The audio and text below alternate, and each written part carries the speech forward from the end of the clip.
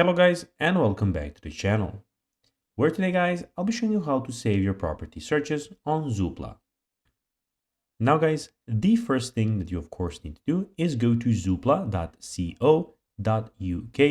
and you'll be greeted by a screen looking like this.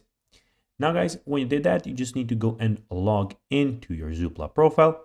But guys, if you do not have an account, you can always go and register to Zoopla. But guys, if you do not know how to do that, you can always go to our YouTube channel where we have plenty of how to Zoopla videos where you can also see how you can do that. Now guys, that we got that out of the way, let's see what we actually have in front of us here.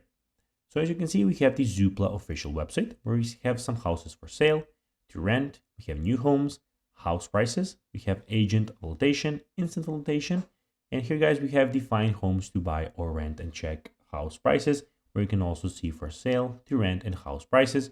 And you have the search box where guys you can go and find at our location and find a house in that location.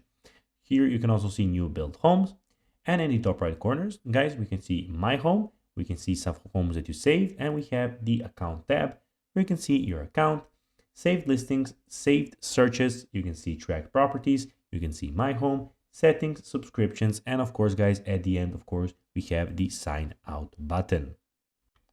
Now guys, let's see how you can actually go and save your property searches on Zoopla.